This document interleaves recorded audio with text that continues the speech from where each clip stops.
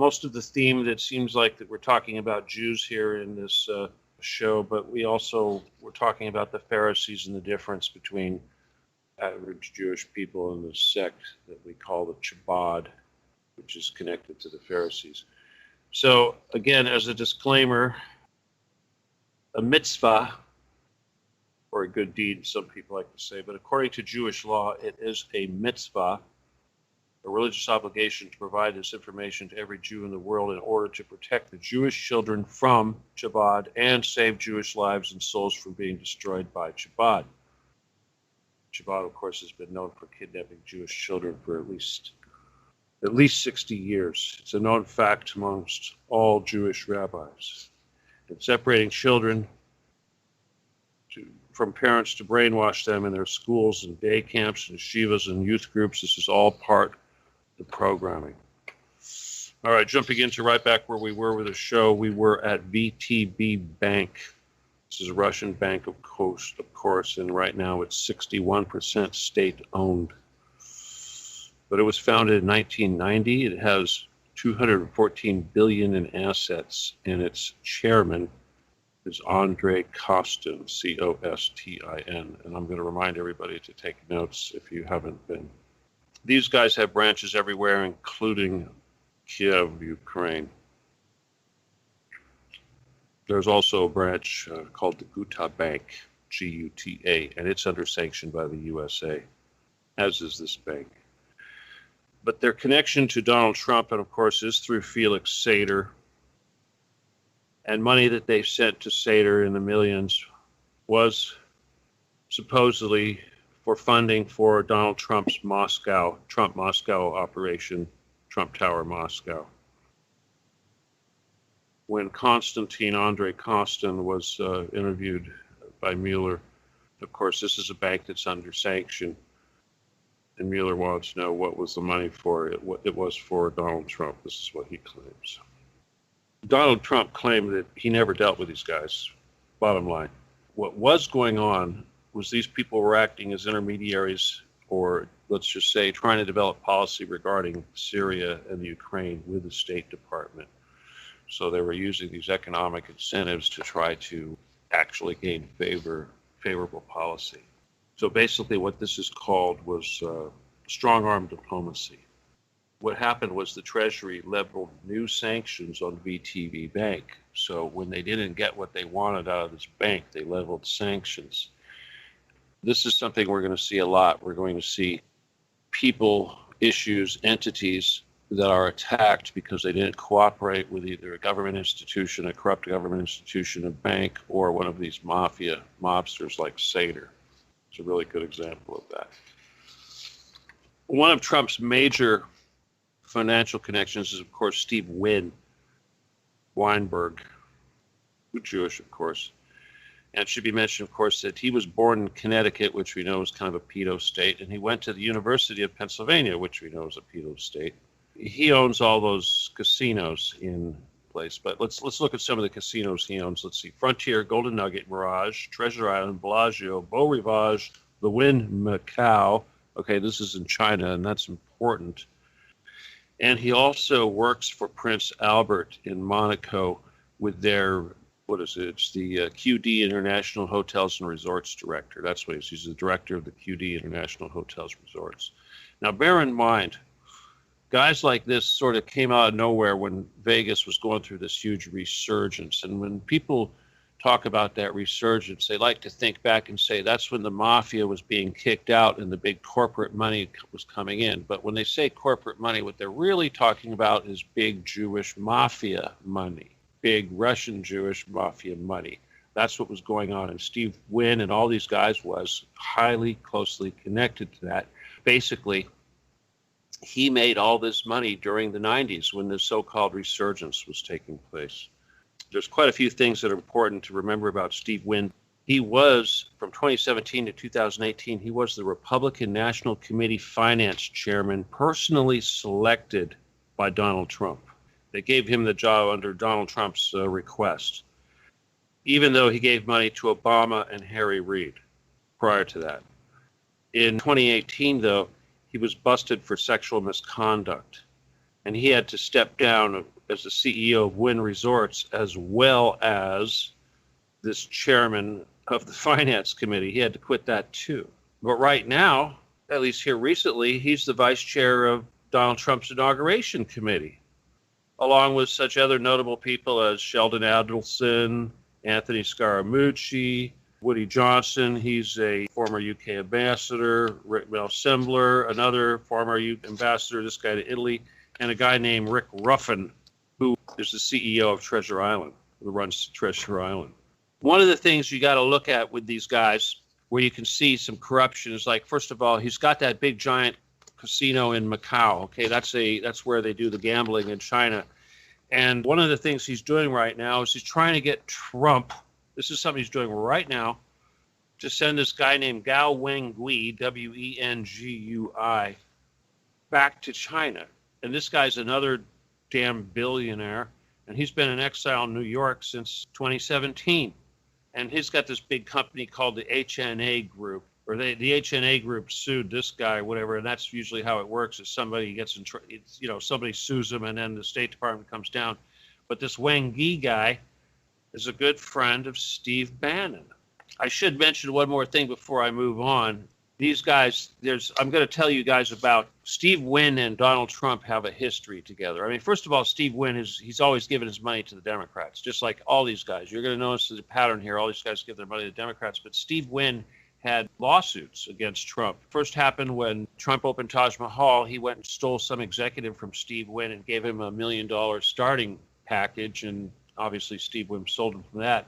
And then at another time, Donald Trump hired a private detective, out of L.A. called Luis Rodriguez, former LAPD detective, and he was trying to get this guy to spy on Steve Wynn. And for whatever reason, Donald Trump ends up suing Steve Wynn, saying that he corrupted his spy, got him to turn around and start spying on Trump instead, turn him into a double agent. But when they asked the LAPD guy, Luis Rodriguez, what happened, he said that he had a change of heart because of Trump's immoral, unethical manner. Of course, in business, he liked to cause financial harm. That's what he said. He couldn't work for this guy.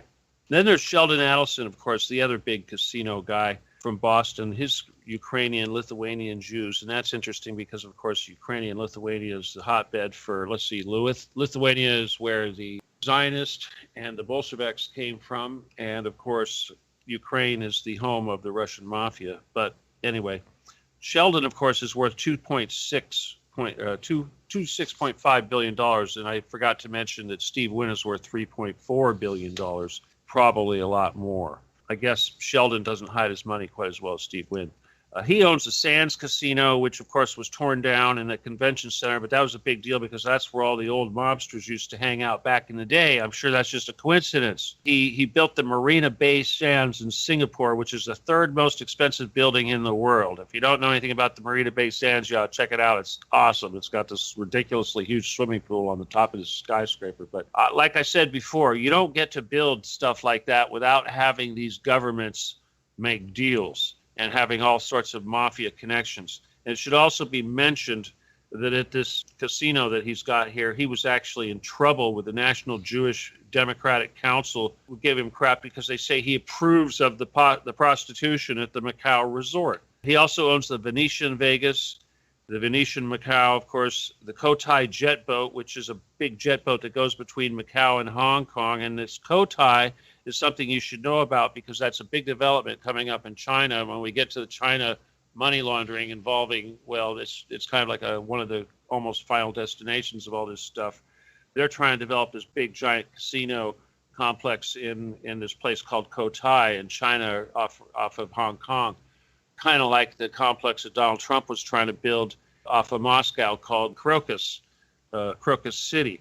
So you got to remember, whenever you see something like that, these big mega building projects, especially things involving skyscrapers with casinos and hotels, money laundering. But we also need to remember Sheldon here is very anti-two-state solution. He's also very anti-pot. He wants to nuke Iran. He calls the Palestinians invented people. He also hates internet gambling. Gee, I wonder why. And he has a fleet of jets at Ben Gurion Airport, including an Airbus 340, 500 that set a world record here recently, flying from Hawaii to Ben Gurion Airport nonstop. Oh, and get this, he did pledge $100 million to Trump, and he also gave $100 million to the Republican Jewish Coalition. But before he gave his money to Trump, he had a big thing at this meeting at this Jewish Coalition thing where he had all the candidates get there and state their cause, and they decided to give the money to Trump. Anyway, I could go on and on about the Republican candidates, but there's so many other guys. Okay, here's a guy, Senator Tom Cotton. You know, you've probably seen him. He's relatively young. He's a American veteran. But anyway, I believe his mother is Jewish. Now, his mother's name is Bryant, and I know that you think, okay, we're looking for these things. Tom Cotton is a Methodist, but technically he's Jewish, so he falls into that crypto-Jew category. Anyway, he graduated from Harvard Law, and of course he was in the Army in Iraq, and in 2005, and then in 2010 he went into the reserves. But when he was in the Army, you think, what did he do? He wasn't a grunt in the trenches. He worked in Reconstruction. He was the operations officer of the Provincial Reconstruction Team. That's what he was.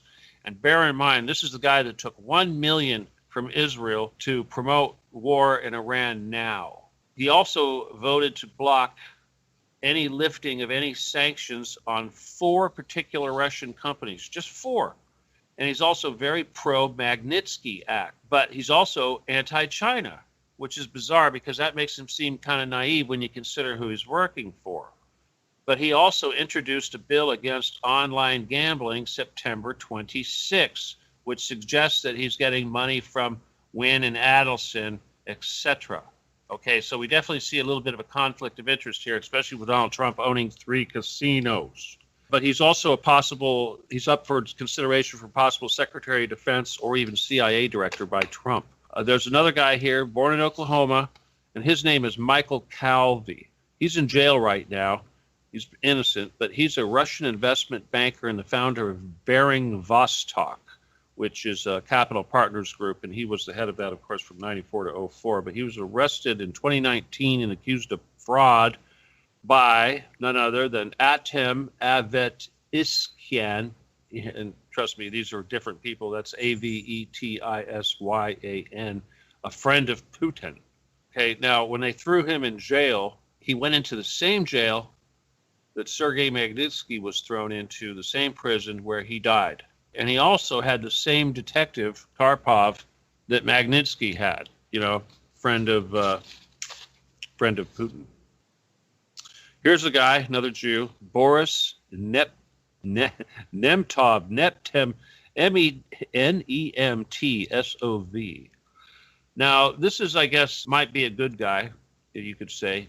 He was born in Sochi, Russia. He had a Jewish mother, but his family baptized him Orthodox Russian. That was, something they did. Now, this guy wasn't stupid. He was a physicist.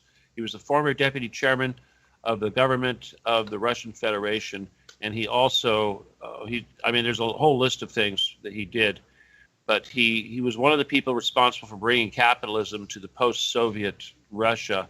He was a major ally of Yeltsin, who we should probably be talking about if we haven't already. But he was the Minister of Fuel and Energy in 97, which is interesting because so much of the controversy and the money is swirling around fuel and energy, so certainly he had the potential to be an enemy of somebody. And he was also the vice premier of the Security Council between 97 and 98, which certainly would give him a little bit of power that Putin might not like. And he was a vice speaker of the State Duma, which is like, Speaker of the Assembly or Speaker or whatever head. That's pretty high up there. And he was head of the Coalition for Russia Without Lawlessness and Corruption. So certainly he was very, very anti-corruption. And get this, you guys, in 2012, he started the Republican Party of Russia. Well, he was arrested at least 3 times in 2007, 2010, and 2011. But in 2015, February 27th, he was shot. I believe he was shot in Moscow. And, of course, a lot of people were very upset about this. They all blamed it on Putin. But they say that he was shot by a team of Chechens. And one of the members of this Chechen hit squad was a Chechen officer who's close to none other than Roman and I can't pronounce his name either, but Kadyrov, who is permanently the strongman head of Chechnya. Here's a fun one, Marita Butina. She's a Russian spy, otherwise known as Red Sparrow, and her handler is a guy named Alexander Torshin, who's very, very close to Putin. As soon as she got in trouble, of course, he bailed. But one of the things they did, though, is they were very pro-gun. And she was involved with efforts to set up pro-gun groups in Russia, very similar to the stuff that we have in this country. And she also had one in this country, the Right to Bear Arms group. She's the founder of that.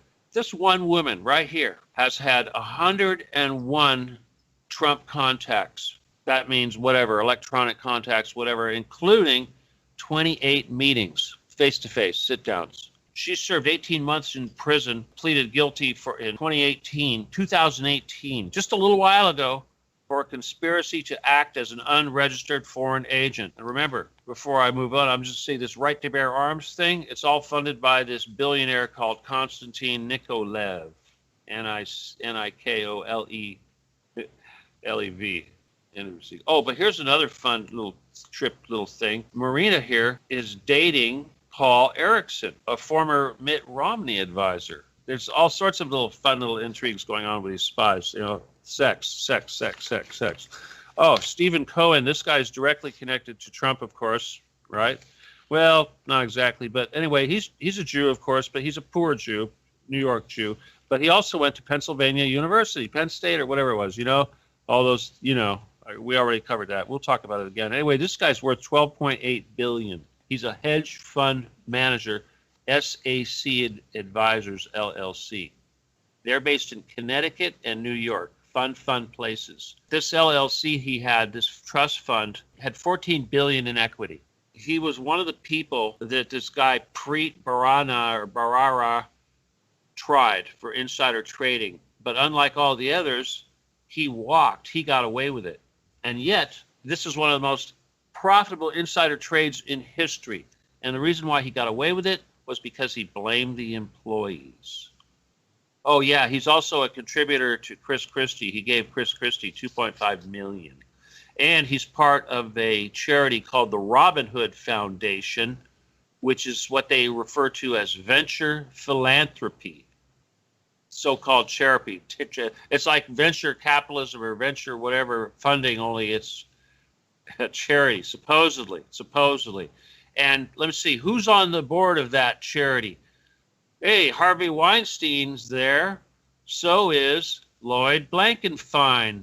Let me see, who's he? Goldman Sachs. Yeah. Oh, who else? Steve Wynn. Good old Steve Wynn. Looks like he also sold a Picasso to this guy Cohen. The thing is that this Picasso, before it ever made it to Cohen, Steve Wynn put his elbow through it. Now think about that. When you got a couple of billionaires and one of the billionaires puts an elbow through the painting, you know what that means? That means it was a fake painting that he put his elbow through, and the real painting is somewhere else, and they got an insurance payoff. And you know why you know that? Because later on, after the guy was originally going to pay, and this is Cohen guy, was originally going to pay Steve Wynn $139 million for this painting, but after the accident, price went up to $150. How does the price of a master go up after somebody puts their elbow through it by, $11 million, unless there's some sort of fraud involved? Steve Wynn, I think, Cohen has $1 billion in art, including a sculpture of a head made from frozen blood. Now, I don't know about you, but that sounds a little weird. All right. Now, when we talk about Ponzi scams and con men, there's no way you can talk about that without talking about the biggest Ponzi scam that we know about of all time, which, of course, was Bernie Madoff, another Jew from Queens, New York. And the only thing is, this thing is his Ponzi scam, which stole $64.8 billion. That's a ridiculous amount of money. Only came from Jews, rich Jews. He preyed on rich Jews. Now, remember how I told you about the Chabad and the Pharisees? That's what they do. They prey on Jews. That's what this is. Now, Bernie Madoff wasn't just some cheap-ass con man. He created NASDAQ. Okay, he created a computer program that became NASDAQ.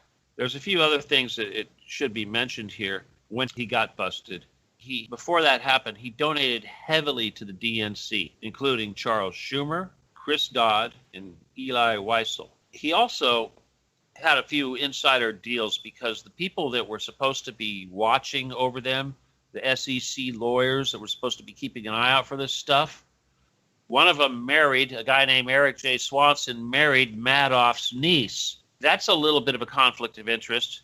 He must have known because this case came up after he was married to this woman. Of all the people that got ripped off in this $64.8 billion scam, there was one guy, this accountant lawyer guy named Jeffrey Pickauer, another Jew from Palm Beach. He took $125 million, invested it with Bernie Madoff, and made like about $80 million really quick, which any accountant would know was impossible. Next thing he did is he pulled out his $125 million and left the $80 million in there. Okay, so that means that the only thing he had in that account left was illicit gains, because the initial equity capital the principal that he put in was removed. That's like gambling, and you make a little bit of money and you take the money you started with and you put it back in your pocket. Well, that's what he did.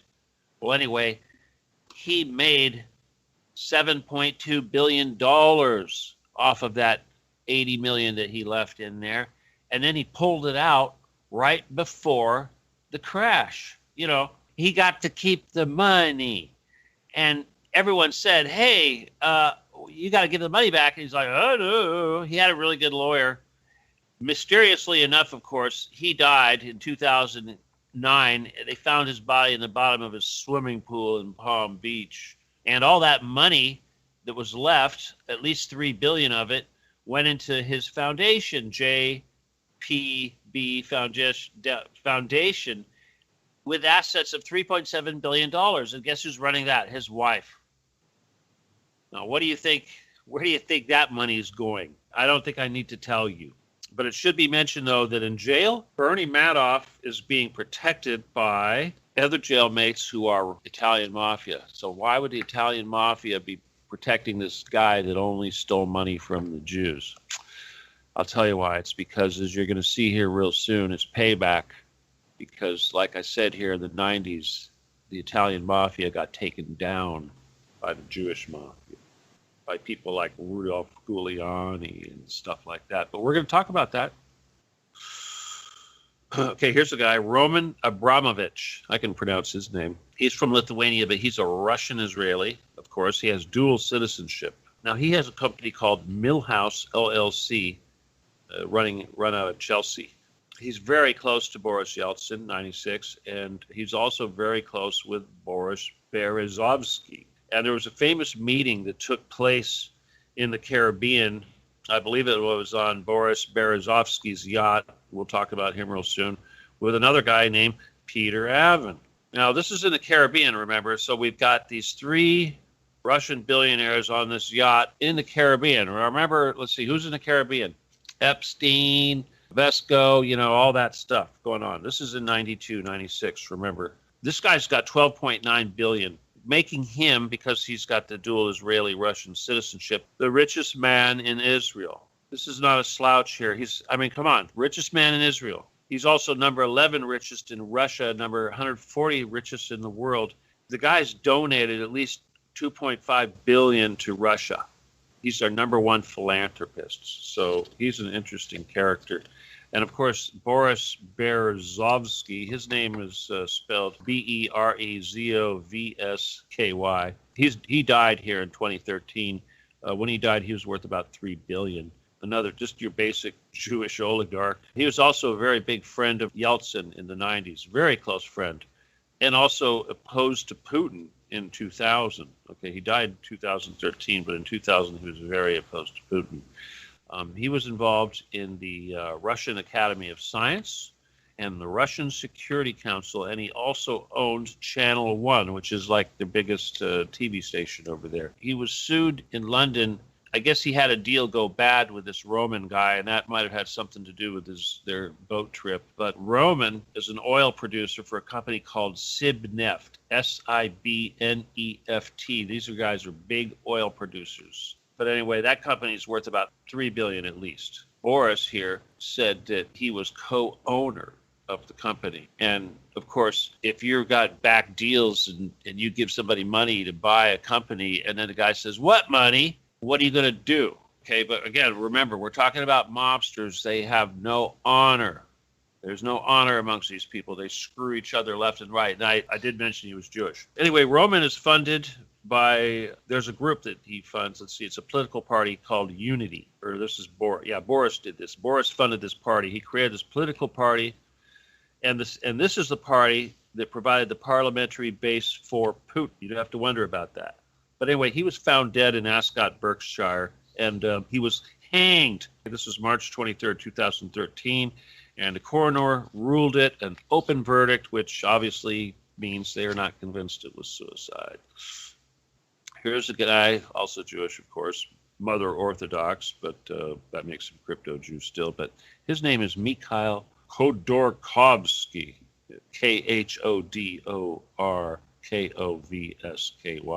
He's worth about $15 billion, but after a big falling out he's only down to $500 million now.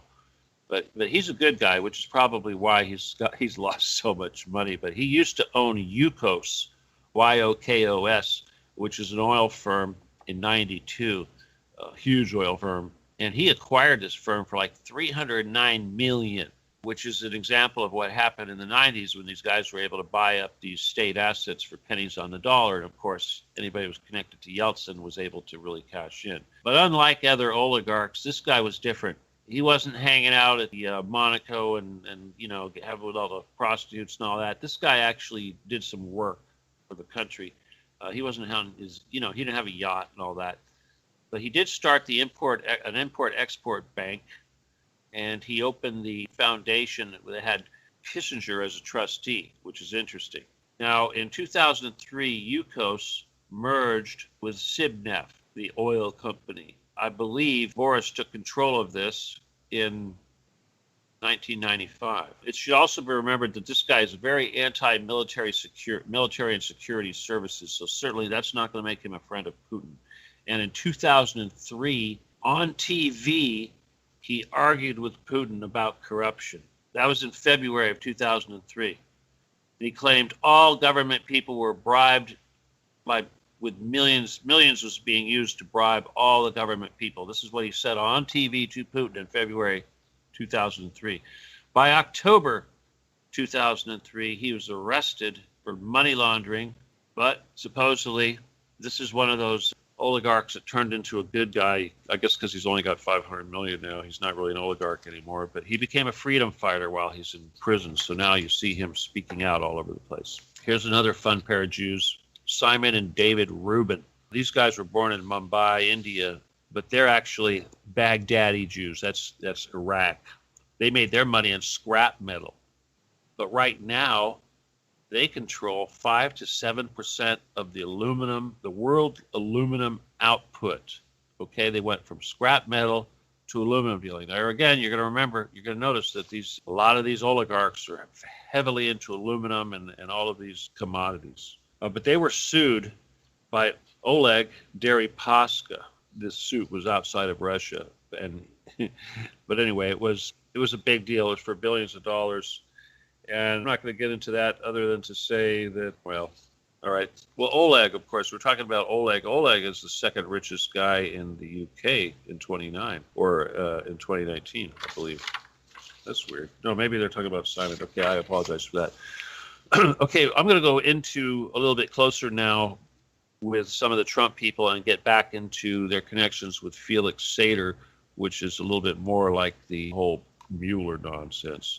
But speaking of Ivanka Trump, now we're not going to go into a whole lot of stuff with Ivanka Trump, but we are going to look at some of the meetings that she was involved in with Felix Sater, okay, because obviously she claims that she didn't have any meetings with Felix Sater. Now, of course, all of these meetings involving Felix Sater had to do with the Trump Tower project in Moscow, because Ivanka, of course, her job with the Trump operation involves often interior decorating and all these new projects. So any new project like this would have certainly had her in the advisory position at the very earliest stages so that she could begin the planning and was ever necessary to do that job.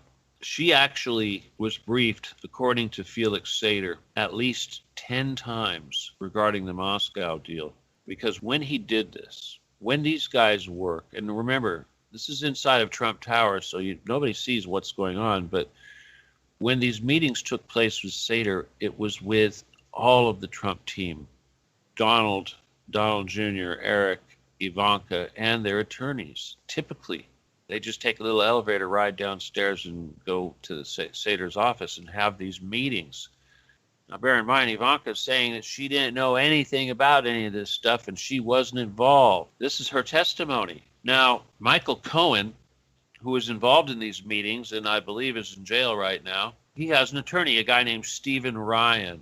And there are emails between Cohen and Stephen Ryan discussing Ivanka wanting Cohen to lie about her involvement. This is evidence. This is all out there. Remember, these guys went to jail because they claimed that these negotiations for the Trump Tower Moscow ended in February 2010. Okay, this is the big thing. This is the big thing that Mueller used to send all these guys to jail, Manafort, Cohen, etc. And the thing is these negotiations with Sater and Bayrock went on longer until June. Big deal. Okay, that's what everybody's in trouble for, not for any of this other stuff. Sater also arranged for Ivanka to sit in Putin's private chair in his private office in the Kremlin in 2006, when they were over there somewhere doing their Russian business over there with Putin. He hooked her up. She went, oh, I want to sit in his chair. Anyway, Ivanka says she doesn't remember, but it's possible. Of course it's possible. It's like, come on. I don't remember, but it's possible, I guess. Sure, anything's possible. And her hubby, Kushner. Let's talk about Kushner just briefly, okay? Anyway, Jared, who's a hardcore Chabad Jew and still a lifelong Democrat, he always was a lifelong Democrat, as is Ivana. He's worth about $2 billion at least. And remember, they're hiding their money, so when they say $2 billion, you know damn well it's a hell of a lot more. He got rich pooling other people's money to do his stuff. Remember, his father, Charlie, did time for illegal donations to the Democrats. There's a couple other connections here that are kind of serious, but before I get into that, I just want to remind everybody just how Zionist this guy is. He's a major Chabad donor. He's not just a member of Chabad, he's a major Chabad donor. He's a total Zionist. He backs, not only does he back building settlements in the West Bank, he's funding them. And yet, Donald Trump is trying to pass this guy off as a peacemaker, someone who's going to somehow help him negotiate. And how are they supposed to negotiate with this evil guy that's giving money not only for West Bank settlements, but the Chabad? That's like flat out saying, I mean, come on, he's investing his money in building structures on land that they're supposed to be negotiating, giving back. Kushner is a slumlord. His dad was a slumlord. They own 10,000 properties, and I'm not talking good properties either. It should also be mentioned that Kushner family are very close with Netanyahu. His dad, Charlie, the one that did, time for the illegal donations, big friend of Netanyahu. All right, they've got a lot of other friends too. One of them is a guy named Lev Leviev, Leviev, and this guy, Lev, has got a daughter named Chagit, Chagit, who's really close with Ivanka. And she's got this corporation called AFI Retail. Her and her dad, Lev, run this corporation, AFI Retail. I guess it's pretty big, but it occupies the old Times building on West 33rd Street. It's a big deal, apparently.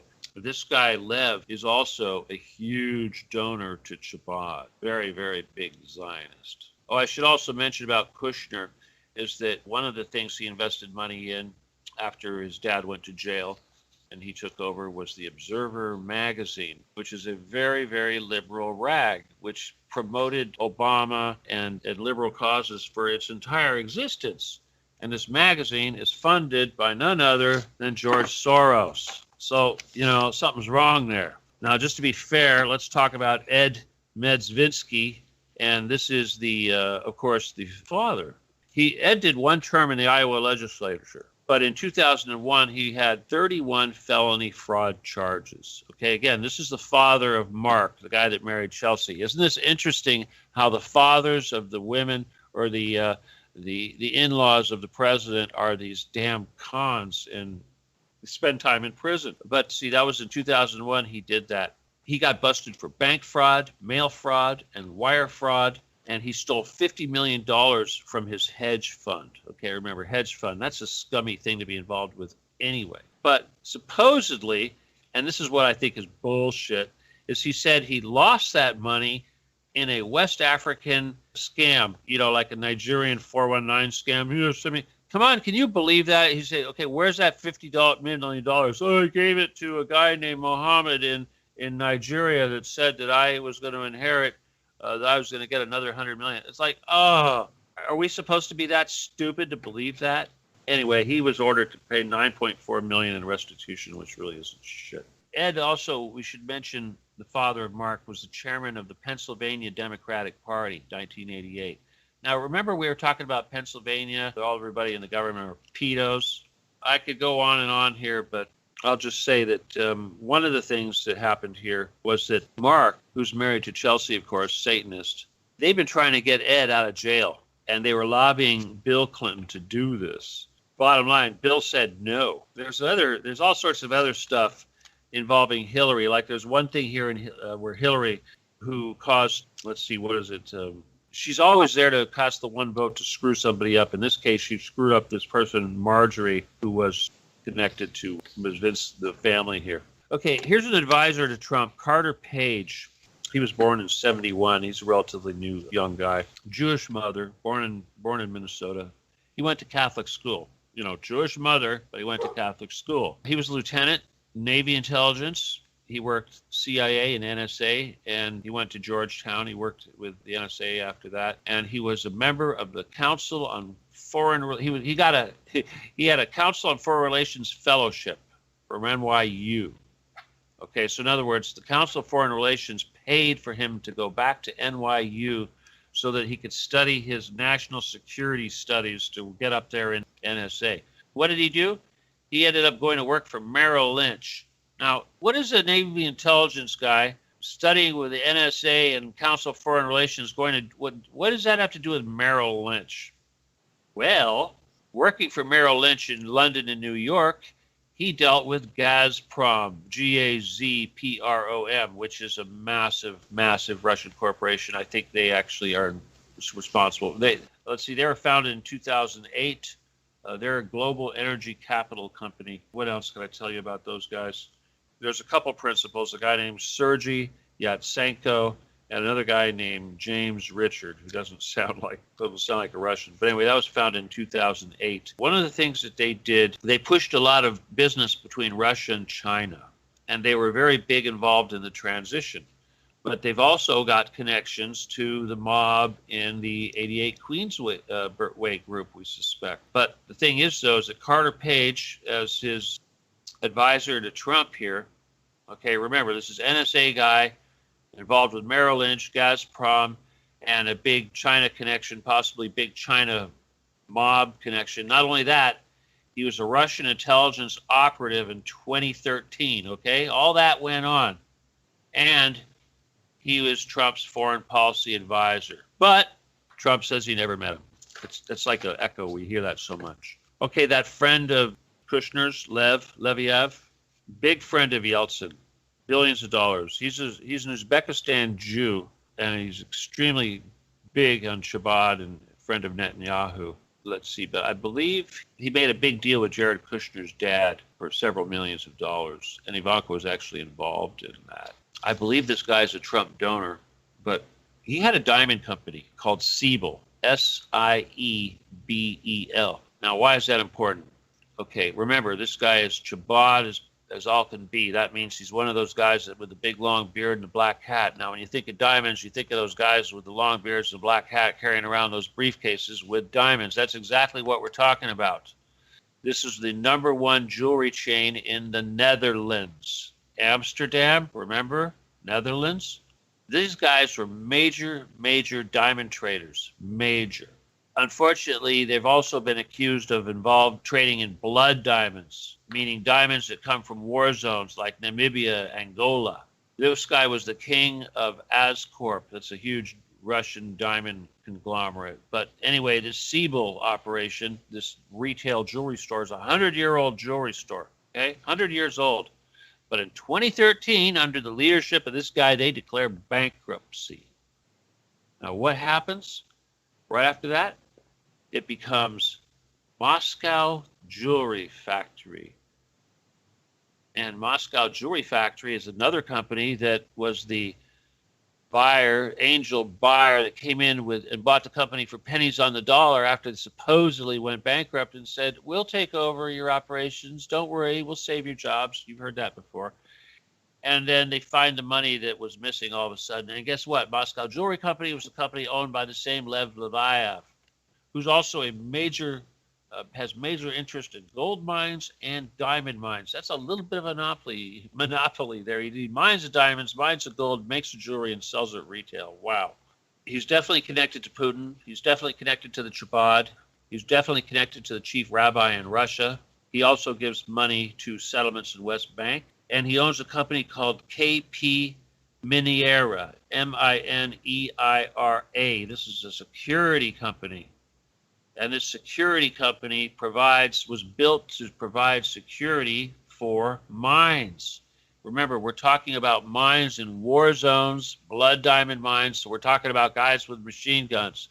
This is not a nice thing. This is like Intertel that was set up by Vesco, who we're going to talk about soon. The company that owns this KP Mineira is part of the Queensway Group, but its chairman is Feng Hung Lo, who was also involved with Airbus and HSBC Bank. And she is a major Chinese military, Chinese Ministry of Intelligence operative. She's spy, government. There's at least 2 or 3 of these guys that are really big. But that brings us to the Artfield Group Limited, Ltd., which is a big export company located in Bermuda. And it's chaired by Lo Feng Hung. Anyway, she moved the operation to the Queensway Group, and she bought out Lev Levayev's interest. And Lev Levayev's company was called the Africa Israel Investments Limited, the Russian company. Isn't that interesting? Africa Israel Investments. Now, we're going to show you that all this laundered money ends up in Africa, going through China. You should be seeing that very soon. But anyway, this company, Artfield Group Limited's billion in New York real estate, was sold to Artfield 1 week before its acquisition of AFI USA. That right there was a violation of the Hong Kong Stock Exchange, SEC. It's just like our stuff. This happens all the time. And one of the buildings that they bought was the J.P. Morgan building. Isn't that interesting? I should also mention that this group, this company, also owns like 49% of Tanzanian Airlines. Now, remember what I told you about these mobsters wanting to own airlines? This makes it really easy to smuggle stuff. There's also some other fun things that they're involved in here. I'm going to get into this Queensway Group, but there's another company called China Sonangol, Sonango, and this is part of the Queensway Group. We're going to talk about that quite a bit. Actually, the Queensway Group, I'm only going to give you a brief analysis because it's just too darn big. I may have to do a whole show just talking about this Queensway Group. But one of the companies, their major shell companies, is this Sonangol, which is Sonangol. And one of the things that's interesting about this company is that they do a lot of business in North Korea and Russia. They're also connected to the Angola National Oil Company. Now, why would they be connected to that? Because the laundered money goes into buying infrastructure projects that generate oil. Oil is real money. So if China wants to own all the oil coming out of Angola, they're going to use stolen money to buy it. This is what this is all about. But they also own Bank of China, Keilon FR, which is another bank, Winghang Bank, which is Hong Kong. And these guys have given billions in loans to these guys, this Artfield group. It should also be mentioned that they're connected to another company called CS Wall Street LLC. Okay, now don't let the name fool you. It's a Chinese company, CS Wall Street. Sino Wall Street, I think, is what it probably stands for. It's got some really fun Israel connections. Let's see, there's a guy, Herzenfeld and Rubin are connected to it. It's kind of obvious. Now, one of the bosses of this 88 Queensway group is a guy named Sam Pa. Now, the Sam Pa goes by all these different names, a.k.a. he's like, they call him Zhu Jingwan, Zhu Swang Ha, Sao Muk Si, Samo, Sam King, whatever. He's got a ridiculous amount of names. And not only does he have a ridiculous amount of aliases, AKAs, but he has passports for each one. How do you get that? Obviously, the only way you get that is you are working for the government. And again, we're just going to skirt over this because it's just so thick. Many of the people in Queensway Group are associated with the People's Liberation Army. Norinco is involved. They're very heavily involved with Lev Levian, of course, obviously, in Tel Aviv. And Lev, of course, his big thing is diamond smuggling. Now, when you see those guys, like I said, in the airports, those Orthodox Jew-looking guys with the black suitcases and all that, those are filled with diamonds. And typically, I think we'll probably go over that here real quick, but I believe they move like $8 million at a time when you see those guys doing that, flying back and forth. And of course, these diamond couriers are never being searched. So it's not just diamonds going back and forth. It's also cash, drugs, who knows what. But they're smuggling. This is a major, major smuggling thing. Now, it should be mentioned also that a lot of the money that's going into Angola from these Chinese companies is being done in a way they call it oil-backed loans, which means that we're going to loan you money, but you're going to back it with oil. We want to get your oil production or rights or so many barrels in return. But the other thing that they're doing in Angola, which obviously isn't cool, is they're selling arms. Russian arms, obviously, Chinese arms, obviously. Norinco is involved in this company, so certainly Norinco arms are going there. But they've already provided these guys with at least, and I'm talking about just Angola now, at least 30 billion in diamonds. Now let me tell you one little trick here remember I told you about these guys smuggling these diamonds. This is what they do with these diamonds. They'll take really, really good, high-quality diamonds, and they will soak them in tea, and that will make them brown or so-called blacken the diamonds.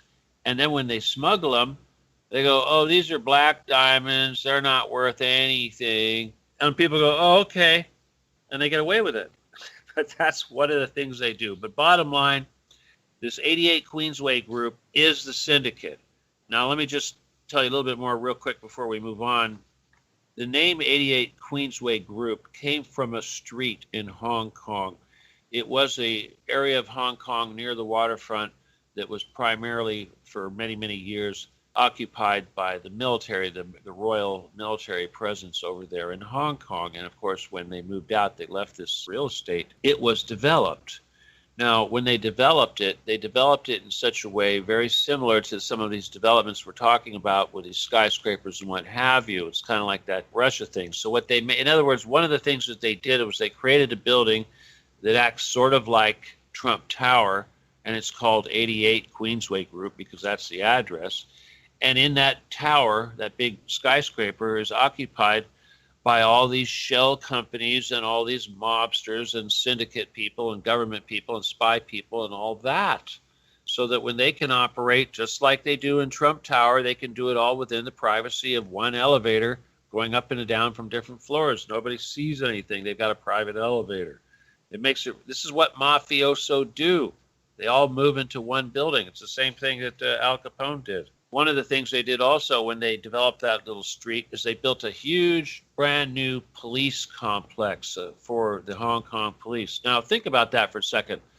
The mob built the police station. I don't know. Do you think maybe they have listening devices built in? At the very least, But that shows at the very least also that there's certainly corruption within the Hong Kong police, and they're in bed and indebted to this Queensway group. Now, in Russia, obviously there's quite a few syndicates, and as we've said earlier, most of these syndicates now are connected to Chabad. I didn't really go into it too much, but historically speaking, they became one and the same here some time ago. But this particular syndicate, and I'll do my best to get the name right, is called the Solnetsevyskaya Bratva, and Bratva, of course, means mafia. But they're from the Solnetsevo district of Moscow, and that, of course, means sun or something of this nature. But these guys are directly protected by the FSB, or the former KGB. And as we said, they're very, very heavily connected in the United States because of the Chabad presence in the United States, which is obviously mafia. You think those are synagogues. No, they're not synagogues. They're mafia places pretending to be synagogues. But so their headquarters in the U.S. is in Brighton Beach, obviously, and they also have another one in Atlanta. And Atlanta, of course, they are very heavily into the cocaine business. But the head of this syndicate is a guy named Sergei Mikhailov. He's also associated with another guy named Viktor, Viktor Averin, Averin, who comes up in all this Trump stuff. These guys have been doing this stuff for quite a while. One of the things they did that was kind of interesting was they tried to kill Simon Mogilevich in Prague, at a big party in Prague.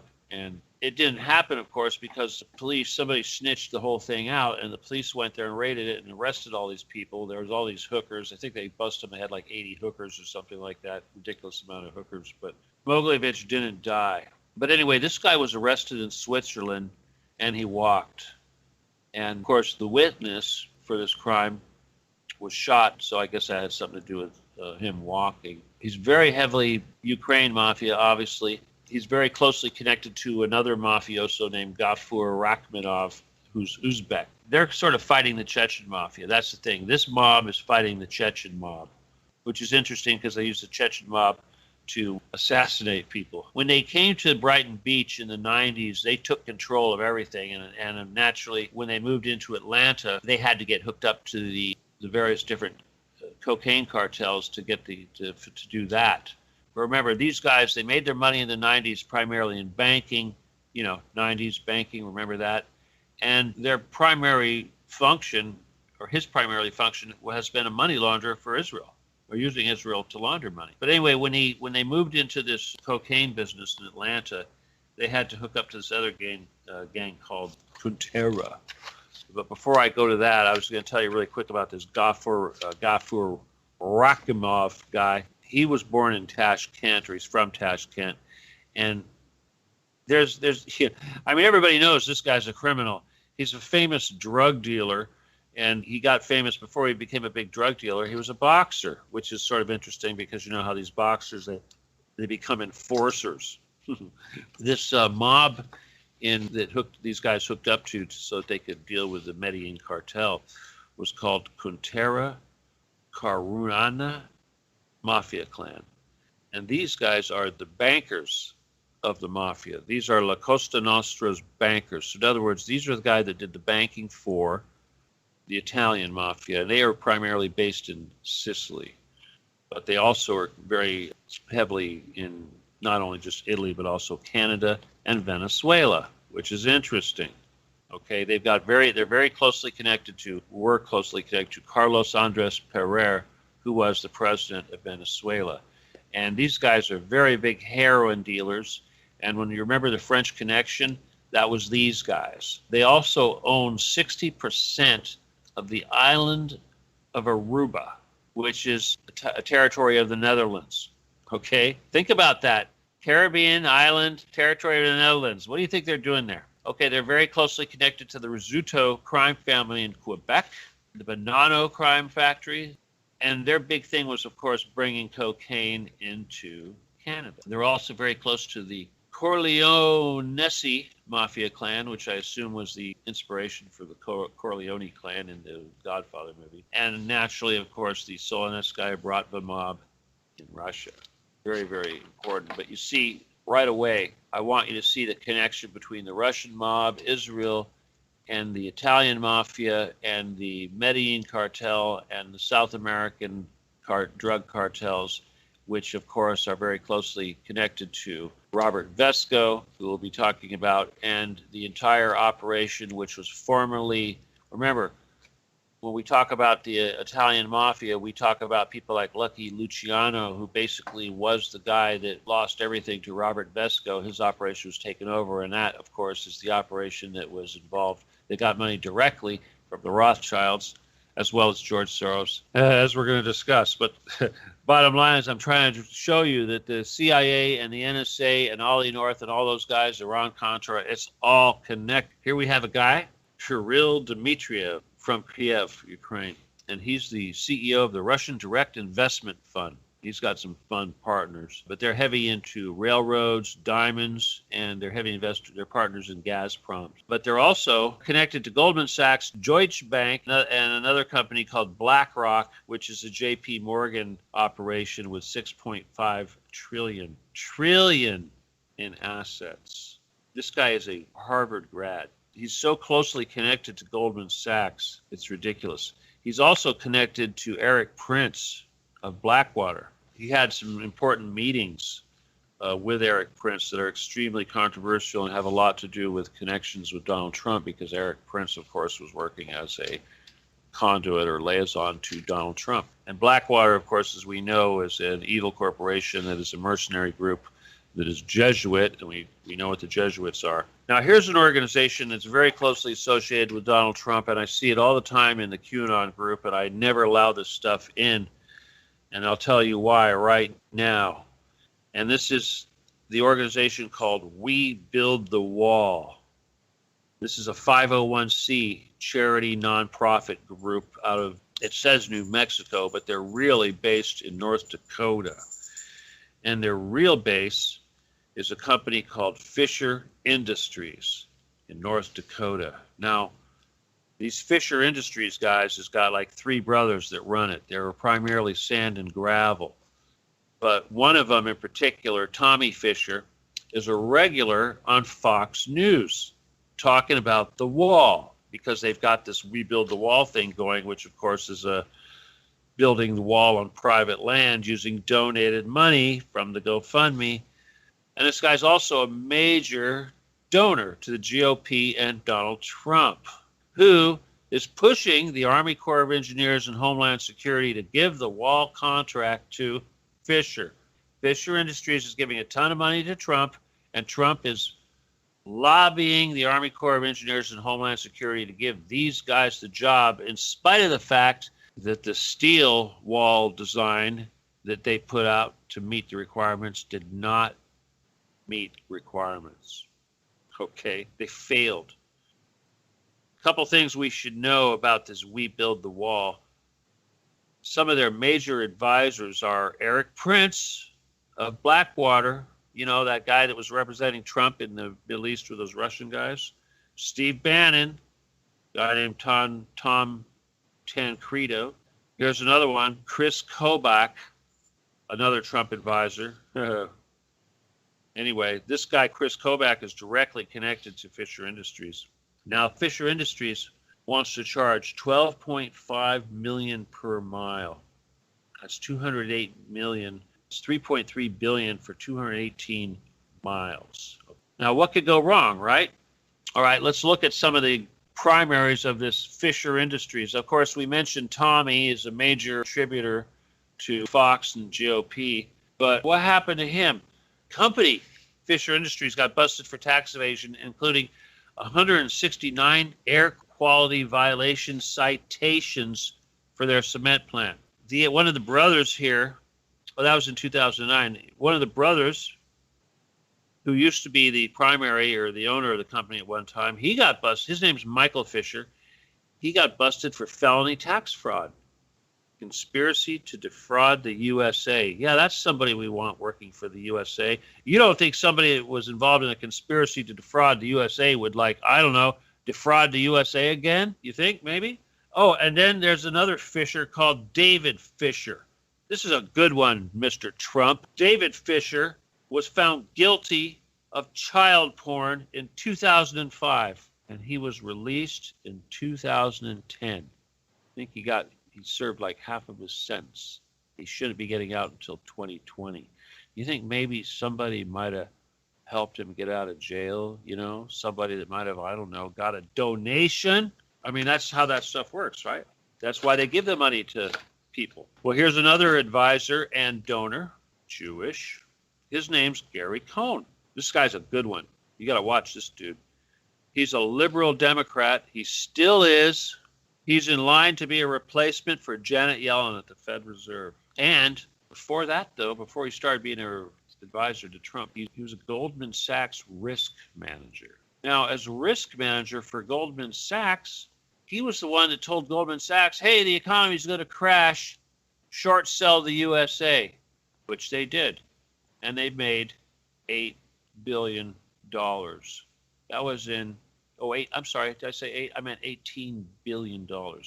That's Goldman Sachs made $18 billion off of us losing money, our economy going down. They took $18 billion out of our economy as it went down. That was in 2007.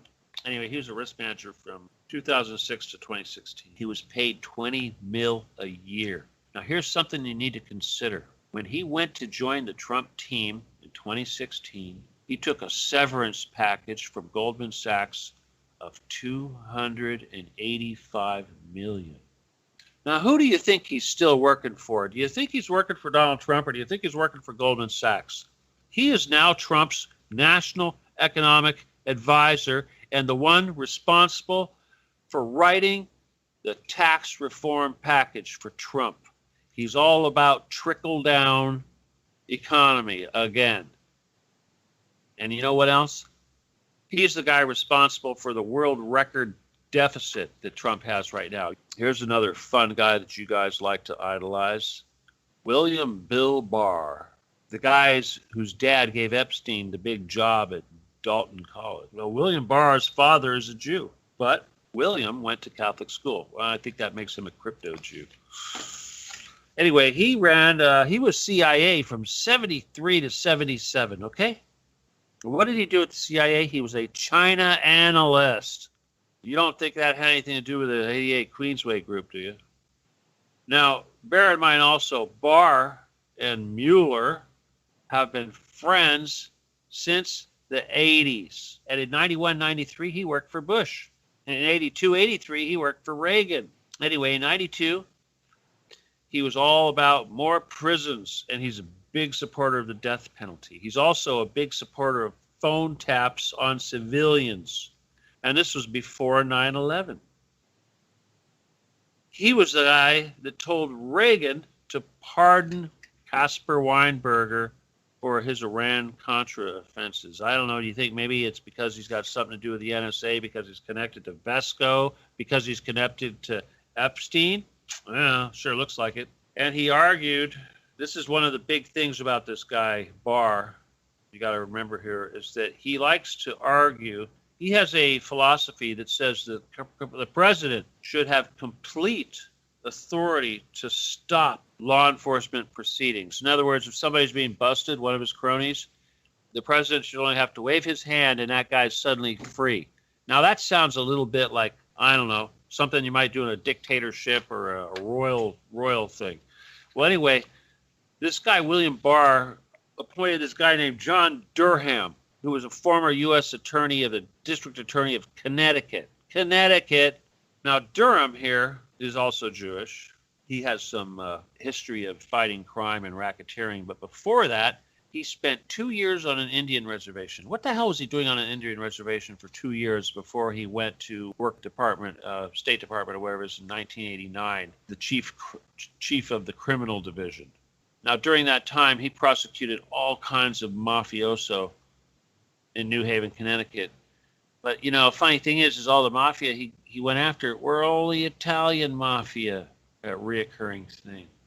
Now, let's not forget that Connecticut is where the little Maria, 12-year-old Maria, the little Puerto Rican girl that got kidnapped by the, let's see, who was it? Genovese clan, New York Mafia, went to Connecticut to kidnap, human traffic this little girl from Millhaven, Connecticut, to take her to the Epstein home, the Wexner estate, so that Epstein and Trump could screw her quite a few times. Another thing that's sort of interesting about this John Durham guy is that Eric Holder appointed him to investigate CIA torture.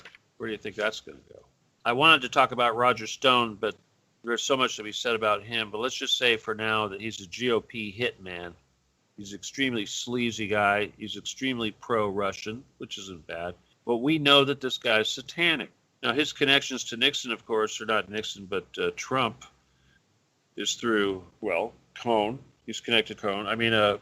Cohn, Trump's old gay mob attorney, introduced Trump to Roger Stone. And Roger Stone, of course, was the bagman or the bad guy for Nixon. But I wanted to draw a connection with him because he was the guy responsible for working with Alex Jones to recruit Patrick Moore to try to take out our group by having Patrick Moore recruit that Kai Irwin idiot to essentially set up the Mayflower Group to try to infiltrate our movement. And of course, these guys are connected to Rick Messina, who we're going to talk about also. But I want to talk about Cohn real quick, that mob attorney, obviously very Jewish. This guy hung out at Studio 54. He was a regular there. He wasn't just a regular there. He was screwing the guy that owned the place. But anyway, he died of AIDS. And he was a mob attorney, but he was a mob attorney. Fat Tony is the guy that we associate with him the most. And this, of course, was the guy that was very involved in human trafficking, probably the guy who delivered the little girl to Trump and Epstein, because that's what they did. They were human traffickers. But Trump Tony was also, I'm sorry, not Trump Tony, but Fat Tony Salerno was also very heavily into the cement business. I'm not sure what CFR, something cement, whatever, concrete. But he poured all the concrete for Trump Tower as well as quite a few other projects, probably Soho and what have you. But Cohn wasn't just an attorney for Trump. He was a friend and mentor. Trump totally depended on him. And after he hooked him up to all the 5 families in the New Jersey, Connecticut, Chicago, New York, and Philly area, that's not even counting Vegas or Detroit, or Kansas City, or any of these other big mob places, he got turned on to quite a few other people like Sater. This is when he met Sater. Now, these are all guys that are operating out of Little Odessa in New York. He also met a guy named Bogatin, Bogatin, and I didn't even get to him because there's a couple of Bogatins and they're very big, but one of the other people he met, and I'm saying when Donald Trump met this guy, this is the Don of all Dons. This is the big giant boss again, and that's Simon Mogilevic, Moglevitch, who's of course wanted. But these guys were all dealing with Donald Trump, and of course he also at this time met Jeffrey Epstein. Now, just a quick review of Roy Cohn's connections. He started out working for McCarthy, who of course was a very anti-communist zealot. And after that, he went to work with Richard Nixon, who of course is where he got the connection to Roger Stone. But he was working for Vesco. And of course, Nixon was very close to Vesco. As we know, his nephew was the bag man that delivered money, Don Nixon. We'll talk about Don too. And Vesco, of course, got his money from the Queen, who gave it to the Rothschilds, who funneled it to a Geneva bank run by a guy named Georges Carlwise. Now, of course, that money came from the Club of Isles, but this Carlwise also gave money to Soros. And these people are all connected to Trump. Now, here's another guy that's really closely connected to Trump, and that is Rudy Giuliani, America's mayor. Now, I don't know how this guy ever got to where he is because his dad, Harold, did time in Sing Sing for felony assault and robbery. He worked for the 5 families doing loan sharking and gambling. He was a mob enforcer. Do you know what mob enforcers do? You know what kind of clients they have? people involved in Loan Shark. This is a guy that broke legs and killed people. This is Rudy Giuliani's dad, who did time in jail. Now, I'll tell you something about Rudy. Obviously, I've been looking to see if there's any Jewish connection because, they hide this stuff. Now, Rudy's pure Italian, but he's so pure Italian. He's pure mafia Italian. You go back in his family, it's all mafia. He's always been Italian mafia. Scary, crazy stuff. And yet they put him out as a mob buster, federal prosecutor, mob buster. Now, here's something that you should know about Rudy. He had 2 military deferments from Vietnam. Why? Because he worked for a judge. He was like a law clerk working for a judge. And this judge said, oh, no, his work is so important. He must stay here. He did that twice. And here's the other thing about Rudy Giuliani. He's a chameleon. He's not a Republican. He's never been. His mother says he's not a Republican. He's never been a Republican. He was a Democrat. In 75, he switched to independent. Why? I don't know. Had something to do with Gerald Ford and Jimmy Carter. But he was also a private attorney, independent, during the Carter era. In December of 1980, when Reagan came along, he said, wow, time to switch to the GOP. So he's in it for political gain. That's it. And speaking of political gain, when he used to arrest people, he'd go after these really high-profile people, and then he would drop the charges. But he would have show perps. He would make them do these humiliating perp walks, like these big Wall Street cases. He'd put them in cuffs and have them walk off the trading floor crying. Some of these people that he tried to, obviously all the cases he did were to further his career, but he did go after Boesky and Milliken, who are corporate raiders. And that's interesting because this is what all these guys are involved in. Now, I should mention, though, and I'm going to set this up. And you guys, I hope you're paying attention because this is the most incriminating thing involving Trump and Rudy Giuliani that we have to date right here. And the very fact that Mueller didn't say squat about this shows you how corrupt Mueller is. But I told you about these shell companies in Amsterdam. Well, Trump's attorney, 2018, set up a company, his law firm set up a shell company for Bayrock, that's Sater's group, called Kazbay, Kazbay, BV. There's another company set up at the same time called Bayrock BV, which was another shell company connected to the Bayrock group working out of the Trump Tower. So why would his law firm be involved in doing this? Why would Trump's attorney be setting up a shell company in Amsterdam to funnel money from New York through Bayrock to a Bayrock subsidiary shell company in Amsterdam to another Bayrock subsidiary that's fake called Kazbay that was set up by Rudy Giuliani? Why would he do that? Well, guess what? All that money goes to China because right after that, it leaves Amsterdam and it goes to the 88 Queensway Group. So there you go. Now, I'm going to depart a little bit Mueller-type stuff only because there's just so much to go around. We're going to talk about Jeffrey Epstein. Anyway, what can we say about Jeffrey Epstein? We've said so much, but we got to talk about him a little bit more just to tie things back in together. But obviously, he's a money launderer. We know he runs the Pedo Island. His clients have to be billionaires minimum before they can even deal with the guy.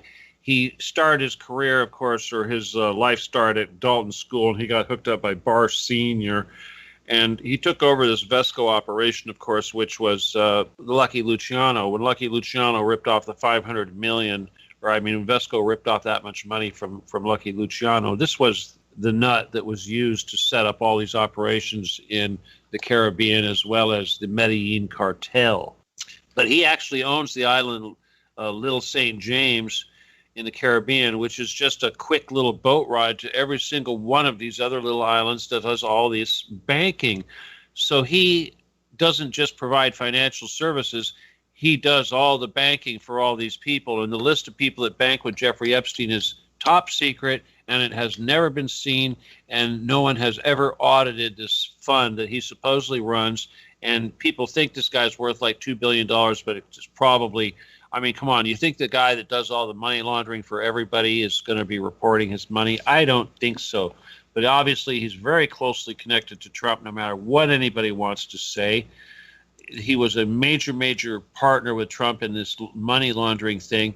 And as far as the Mueller's investigation is concerned, money laundering should be the main issue, because if you start going after the money laundering, you'll see that it's not just this one individual Trump money laundering, although he was instrumental to everyone else doing it through this New York conduit, which was a major part of the money laundering train. But the thing that we always remember about Donald Trump and Jeffrey Epstein's liaison is their mutual affection for young girls.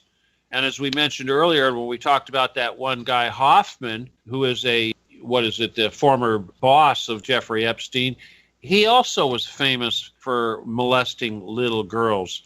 But now he's going after Jeffrey Epstein. Okay, remember Tower Investors? He's got that Wham company that's run by the guy that owns LinkedIn, and they're going after Epstein now for $475 million. But anyway, people, this guy, I mean, come on. He's got at least 20 Jane Does, 20 that he has paid off. There's 3 active lawsuits against him right now. I think one of them just dropped right before the election, so we assume that somebody was paid off because Trump was one of the defendants. I've got this, and I mean, if you guys want to continue, we could do this another time, but I've got all the legal proceeding documents for every single Jane Doe. It's incriminating why none of this stuff is public. These were not just having sex with little girls. These were violent rapes, including with death threats involved and violence to get them to comply and do these things. And this is why one of them had to die. Little 12-year-old Maria had to die, because it gets the other ones to cooperate. She was only 11 when she was kidnapped on March 19th in 1993 from Waterbury, Connecticut. Lovely place. I think we're going to talk about Connecticut too here in a little bit. Yeah, I kind of pushed that to the back because I want to talk about these mobsters a little bit more. Let's never forget that Steve Bannon confronted Ivanka over one of the Jane Does, a girl named Katie Johnson. And when Ivanka says that there's got to be a special place in hell for somebody that would molest and, I don't even want to say murder, a little girl like that. And Steve Bannon says, yeah, well, what about that 13-year-old, huh? That accused your dad. But we're not going to talk about Acosta acquitting Epstein and becoming labor secretary. I mean, that should be obvious that there's some serious, and all these idiots that go, oh, keep your friends close and your enemies closer. Come on, how many enemies do I need to list that are close to him? Have you guys not noticed that all the donors and all the advisors working for Trump and pretty much everybody on his administration are Jewish yet? Have I made that clear yet? All right. And when I say Jewish, I'm not talking about Jewish people. I'm talking about Chabad. Now, before I talk about Robert Vesco, I'm just going to mention again real quick the Club of Isles, that $10 trillion mob fund that's owned by Queen Elizabeth and Prince Philip. But that money is funded through the Rothschilds. So when you say the Rothschilds run it all, no, they're servants. When we wrap all this up, I'm going to show you what's really going on here.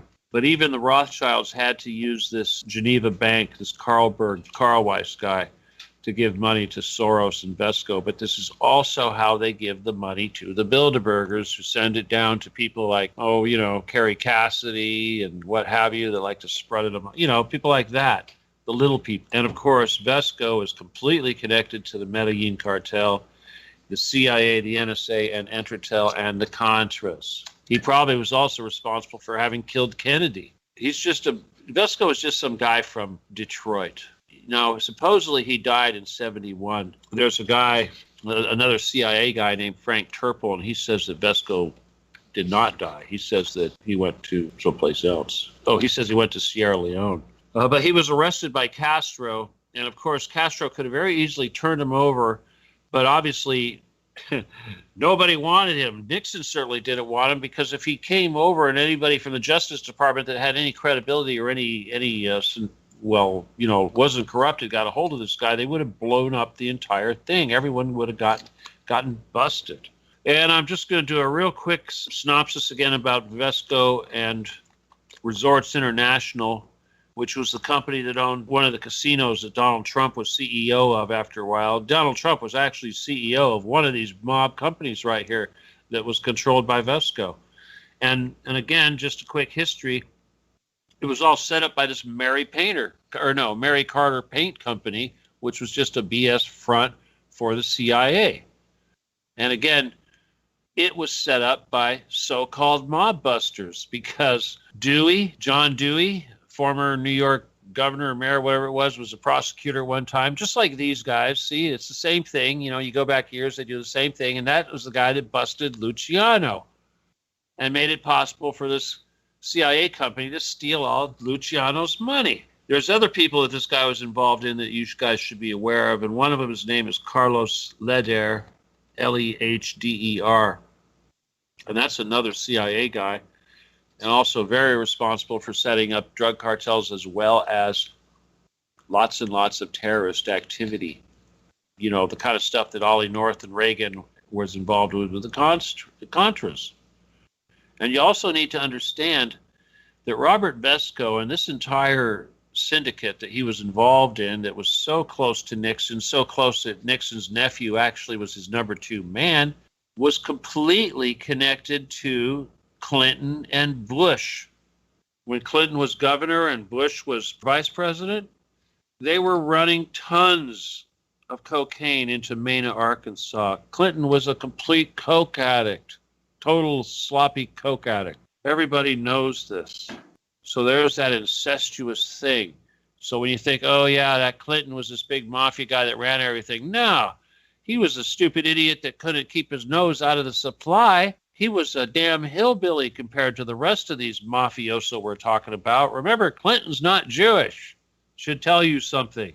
Anyway, we could talk about all the different countries that he was involved in Central America, but basically anything that has anything to do with the drug barons or the various different insurrections involving El Salvador, Nicaragua, etc., all had to involve these guys, including Mexico, and including guys like Carlos Slim and Carlos Salinas de Gortari, Felix Arellano, or the Arellano Felix gang. All these gangs, they're all connected. Now, again, as I mentioned, there's this guy named Frank Terpil, Terpil. He was CIA until 71. He was also from Brooklyn, and he went rogue. Now, when he went rogue, he joined up with Robert Vesco. They became partners. He was also arrested in Cuba like Vesco, but his big thing when he went rogue was he sold weapons, he sold poison, mercenaries, what have you. He lived in Lebanon for quite a while, and he was very pro Yasser Arafat, pro PLO, which is interesting.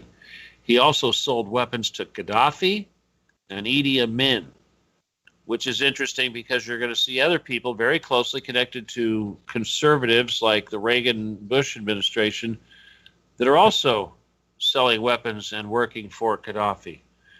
Now, he claims Vesco did not die. He claims Vesco went to Sierra Leone. I believe they say that this guy's dead also, but I think he faked his death also. I want to talk a little bit about Don Nixon Jr., Don. And, of course, Don Nixon Jr. has a special place in my heart. Well, actually, I should say he has a special place in my brother's heart, but I'm connected. But he's the guy that recruited my brother and me to work for the Ollie North gang. Well, we were told it was CIA. It turned out to be NSA. Anyway, his dad was Don Nixon, the brother of Nixon, okay?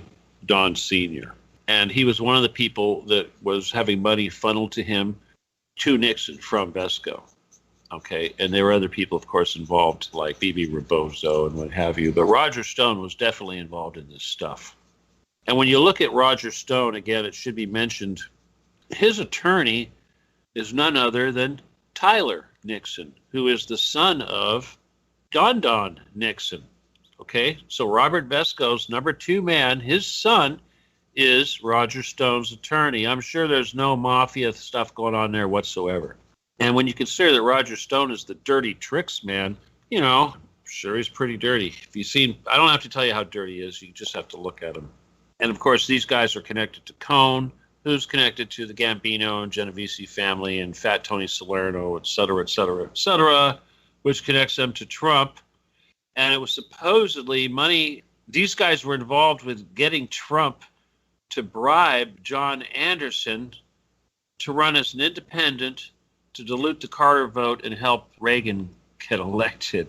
That's not something you're going to hear from anybody, but obviously it was necessary to get Reagan in there in order for the NSA to do all the fun stuff that they wanted to do. Carter he wasn't exactly one of those team players. I should mention, though, that he did go to jail with Robert Vesco, and one of the reasons why they put them in jail is because they were involved with a so-called AIDS drug. And if you heard Skip Zion, who was on my show a little while back, he mentioned that this AIDS drug was more like something like essence of lilac. But what they don't really understand, I think this is the thing that Nixon didn't understand, is that this stuff, it's not really, I wouldn't say homeopathic, but they have programming probably attached to the original samples. So this guy probably had something that completely didn't work. Another interesting character is a guy named Sir Robert Allen Stanford. This guy's from Texas, but he was knighted. But he started the Stanford Group in 1992. It's worth something like $40 billion. But he was convicted in 2012, and they gave him 110 years. He ran the Bank of Antigua in 1981. Now, the Bank of Antigua was the largest employer for Antigua and Barbuda. It was pretty large for the area. It was based on St. John's, just a stone's throw away from Epstein. Okay, remember, this is in 1981, okay? Just a stone's throw away from Epstein. Anyway, this bank has branches in Venezuela, Panama, Ecuador, and Colombia. Okay, what a perfect bank for dealing with drug dealers. Great places. He also was involved with the Antigua Barbuda Investment Bank, or ABI. What happened was he got busted for this ridiculous fraud. They gave him this 110 years, and it pretty much crashed this bank. And it was taken over by this Eastern Caribbean Central Bank. That's the Central Bank of Eastern Caribbean, which of course isn't all the Caribbean, but it's a large portion of it. And they had to basically tell everybody, don't take all your money out and all that sort of thing. It was a pretty big scandal. That bank has since been combined with another bank, and it's now called the Eastern Caribbean Amalgamated Bank. I guess the central bank dropped it after a while or sold it off, and once they fixed everything up. But it's interesting because this guy Stanford, his attorney is a guy named Brandon Sullivan. Now, Brandon Sullivan is an interesting guy because he was also the attorney for Oliver North. Well, that's interesting. Here's this guy, Bank of Antigua, got the same attorney as Oliver North. Wow, you don't think maybe they're, I don't know, connected? I guess so.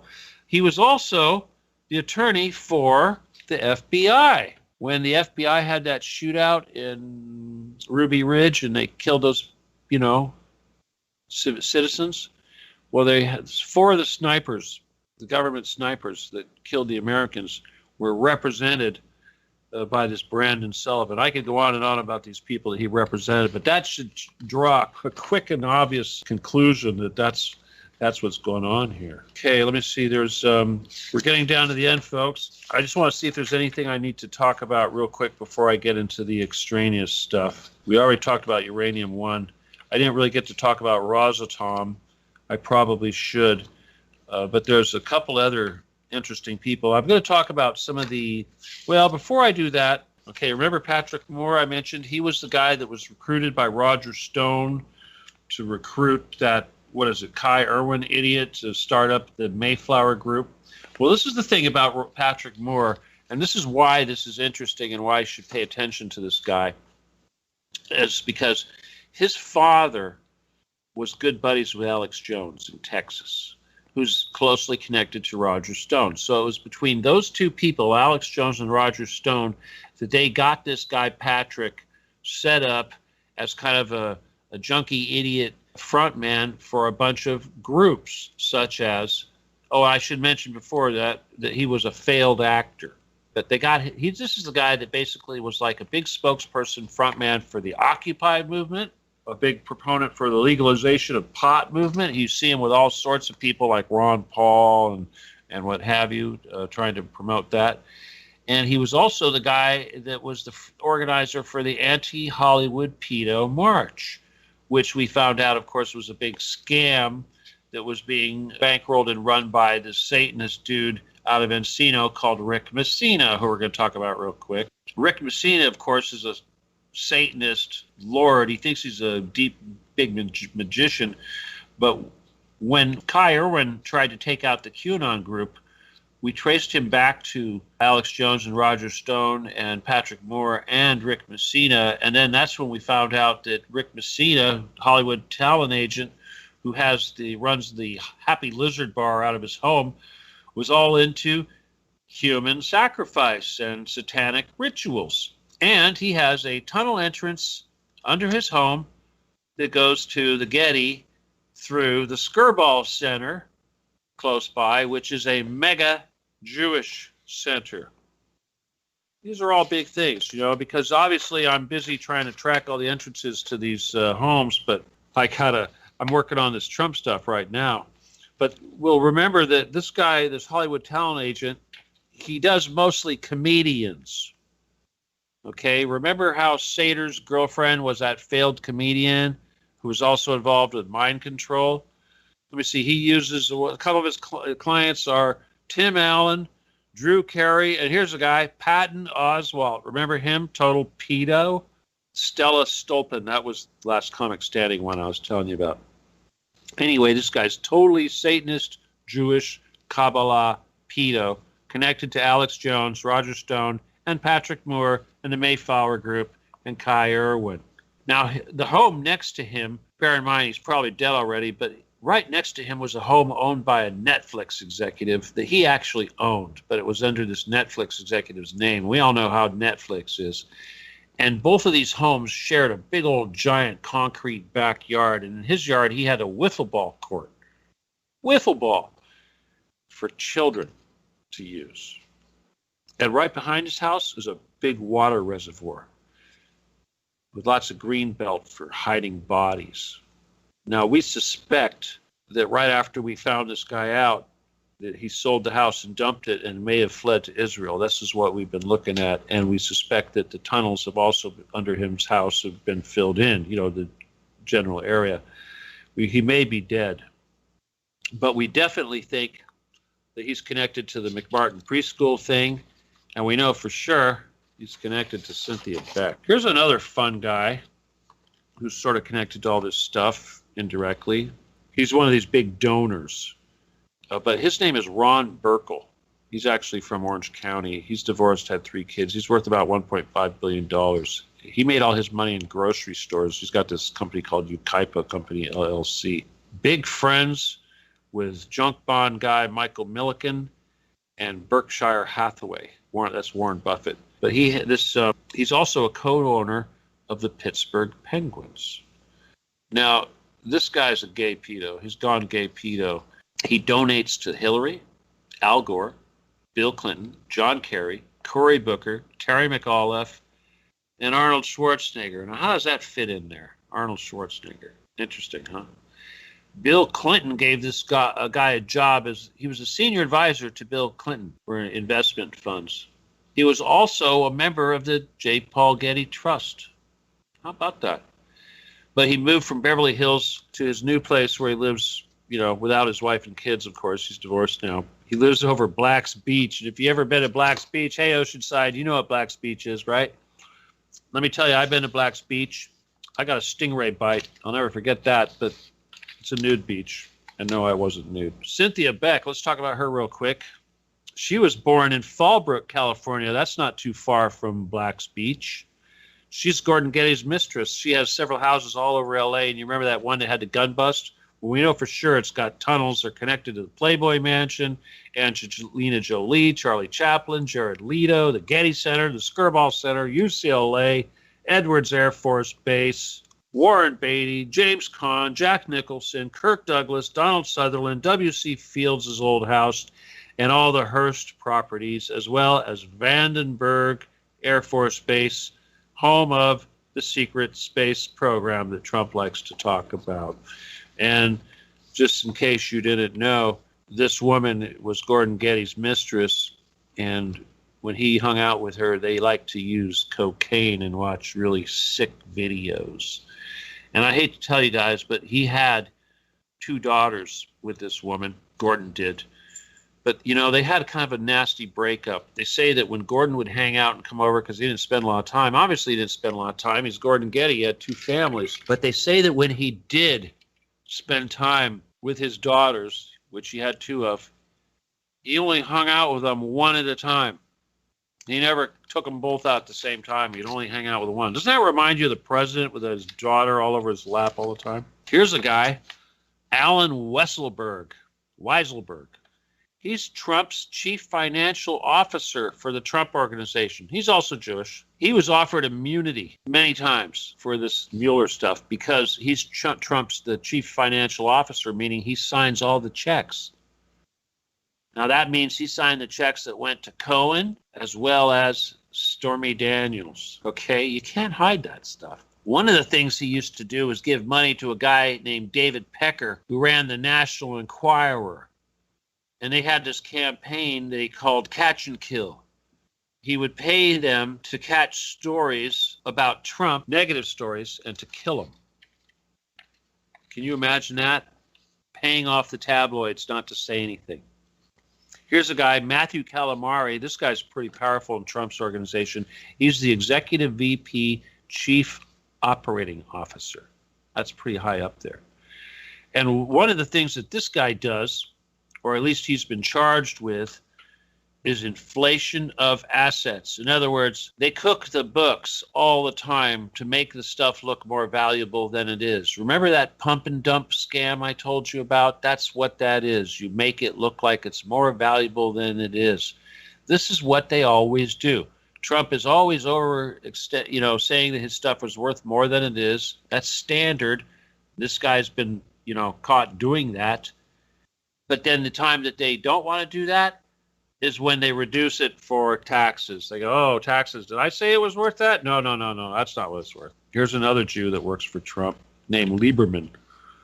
He's the executive VP of subsidiaries like modeling, real estate, and golf. You know, golf, like those golf courses Trump runs. Well, here's a fun story about the Palos Verdes golf course that Trump bought here not too long ago. What a fun little job. I didn't even realize that was close to me.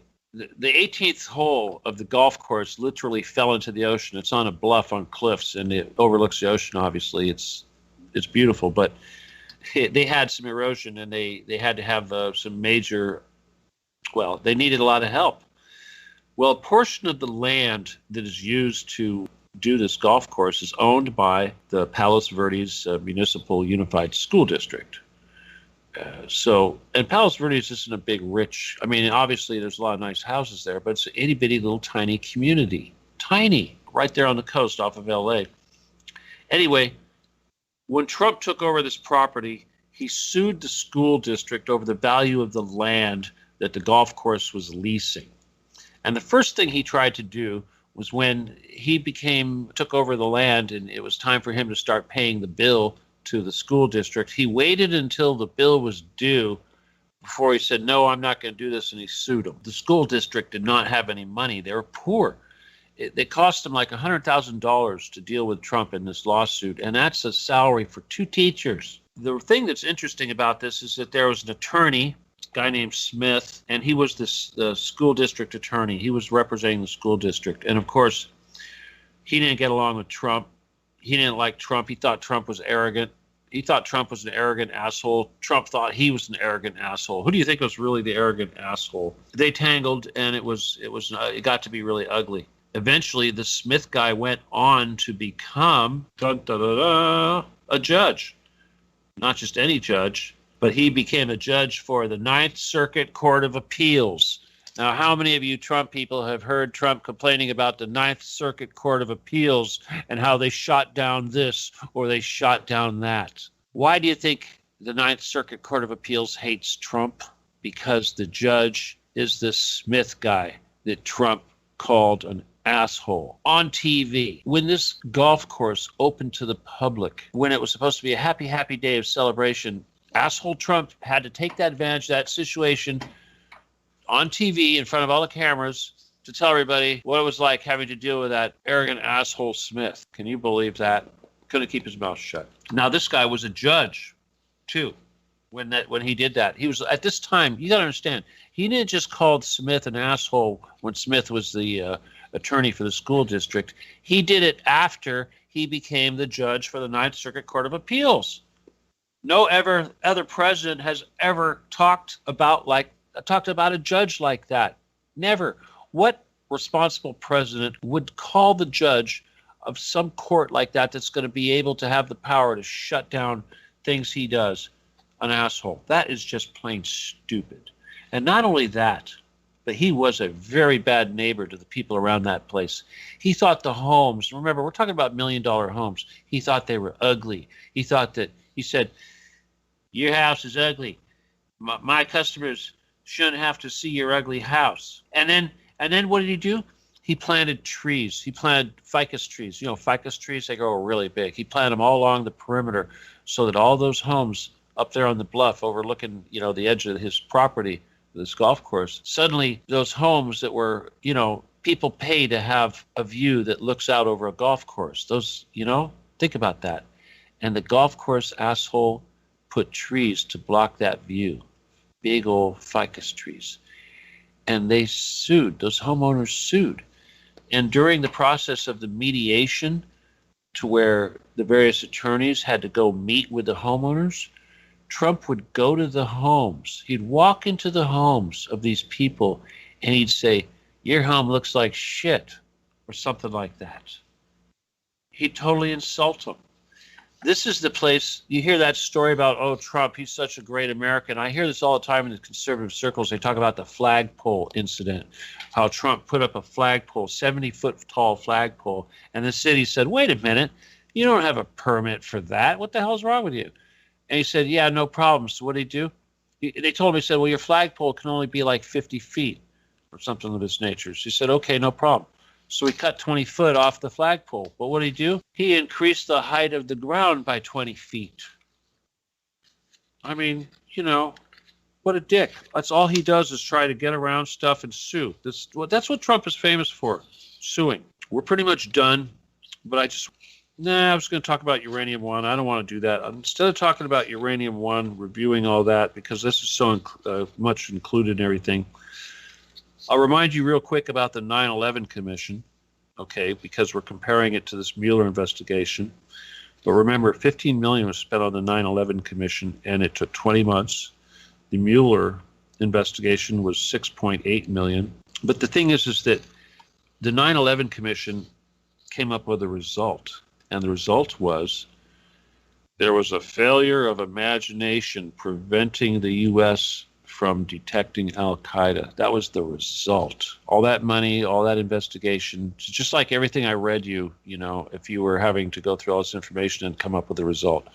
Okay, Mueller had the same sort of thing. He had a result too. What was Mueller's result? Okay, now remember, think of everything we talked about, all these people, and all these people I've mentioned to you, there's a lot more that I haven't mentioned. Think about that. Think about all the things I've told you. Mueller knows about all these things, and yet, what was the result? The result was they had no credible proof that Donald Trump committed any crime. That was it. And we say when he committed a crime, remember, the crime that they were looking for, not any other crimes, but this is the crime they were looking for, was whether or not he worked with Putin to interfere with Hillary's effort to become president. That's what that was all about, which was negligible and tangential at the best. If the Mueller report was all about investigating corruption and money laundering and the use of illegal foreign agents, et cetera, things would be different. But I'm going to end it. But before I do, I just want to talk real quick about some other real winners that I don't want you to forget about. Like Larry Silverstein, who leased the trade towers for $211 million and walked away with $15 billion. Michael Chertoff, another Jew, a rabbi, 9/11 conspirator, second Homeland Security guy, Chertoff Group, B of A chairman, put body scanners in the airports from an Israeli company. Total conflict. Worked under Bush and Clinton. Special counsel for the Whitewater investment investigation. Whitewater. He invested Whitewater. That's a conflict. He wants to, this is Chertoff, He wants to waive all laws that the Secretary of Homeland Security deems necessary, such as environmental laws, so that the border wall can be built. He's very big with the border wall. He worked in New Jersey as a prosecutor the same time Giuliani worked as a prosecutor in New York. Supposedly they worked together, going after the Italian mafia, obviously protecting the Jewish mafia. Oh yeah, his dad was a rabbi. And speaking of rabbis, how about Rabbi Dov Zakheim, dual citizen of USA and Israel? Wonderful guy. 9/11 architect, worked under Reagan, Clinton, and Bush as a foreign policy advisor. Isn't that interesting? He went from Clinton and Bush, no switch. Very, very conservative, runs a heritage foundation. After 9/11, he was a conspirator, of course. He went to work for Booz Allen Hamilton as a VP. I don't think I need to tell you what that company does. In 87 and 2000, he was the CEO of a company called SPC, and they'd make advanced weapon systems. Wonderful, huh? He's also a professor at the Yeshiva University, the National War College, Columbia, and the Trinity College, which invited him to be a special scholar. What the hell is the Trinity College doing with a Yeshiva University guy there? That's kind of a good illustration of how screwed up these conservative Christians are when it comes to dealing with Shabbat. Now, let's not forget, real quick before we end this thing, I want to remind you about how all these guys went to Penn State, that university famous for Jerry Sandusky, who molested 10 boys and had all that special treatment when he went to trial. Okay, the entire state. It was shown during his trial that the state police, the court justices, and all the state prosecutors had child porn on their computers. And when the Attorney General, the Democratic Attorney General, Kathleen Kane, found that, they went after her ass. Do you think they would go after all those state police and justices and all those people with child porn? No, they went after her and said, that was what you did was illegal. So I can go on and on and on about that, but the reason why this is important is because Bill Cosby was just thrown in jail for what he did recently. And the woman that did the prosecution, of course, was doing an advocacy wash because she's a total pedophile enabler. And by humiliating and prosecuting this one guy, Philly native Bill Cosby, she can make it look like she's a total pedo warrior, but she's obviously a fake pedo warrior. We know that because she blocked just about every investigation into who was involved with Sandusky. But let's just remind everybody that this woman that did all that, she goes to the same synagogue as the Netanyahu family. And let's not forget the state of Connecticut, especially the city of Waterbury, where the city council, if you call anybody in Waterbury and say, hey, what's up with that little girl, Maria, that got kidnapped from that pizza parlor, Nash's Pizza Parlor, when she was 11 or whatever, they'll say, oh, you got to talk to our attorney. They have absolutely no interest in pursuing this. The police have no interest. Why is that? That's because it's totally mob controlled. So don't expect a city that's controlled by the mob to help out in any of these investigations. Oh, here's a couple guys I want to talk about. Two more people. These guys, we got to go back a little bit, but because of who they are and how much damage they did to our country, how could I forget them? And one is Robert McFarlane.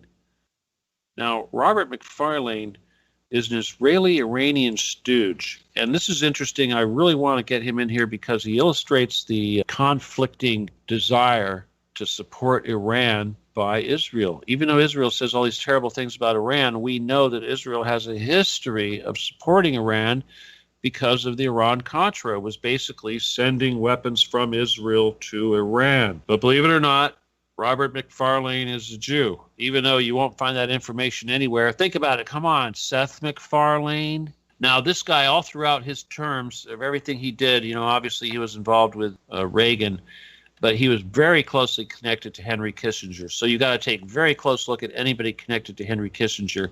But he had always had an agenda to establish contacts with Iran, always. And one fun thing that happened during this whole business with the Iran-Contra stuff is that he helped set up his pipeline to ship Israeli weapons to Iran. They didn't come from Israel. They came from places like Argentina or what have you. Obviously, they'd move it around. But there was a plane that crashed in Soviet Russia in 1991, and it had Argentine students on it that were going for some soccer thing or something in Israel. But when the plane crashed, they noticed that the cargo of the plane was loaded with weapons. Probably why it crashed. It was overweighted or something like that.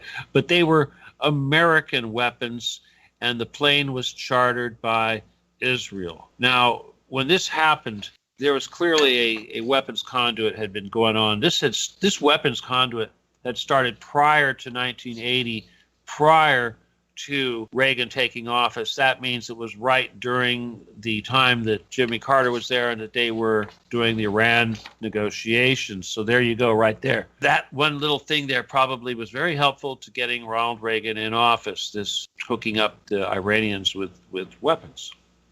One last guy, another Jew, Richard Pearl, Senate Armed Services Committee under Reagan and Bush. He went to Hollywood High School. He was a classmate of Will Ferrell. You know Will Ferrell, we know he's a pedo. Anyway, he was part of the Armed Services Committee and the Defense Policy Board, but he also belonged to the Jewish Institute for National Security Affairs. Here's a good one. The Bilderberger Group, and he's also connected to a company called Now, this is part of the computer company HP, but it's called HP Autonomy. And these guys are global data collectors. In other words, they're collecting data on all of us. What's that for? And he's the director of the Jerusalem Post, or was. And he was also involved with another company called Hollinger International that got busted for $5 million SEC violations.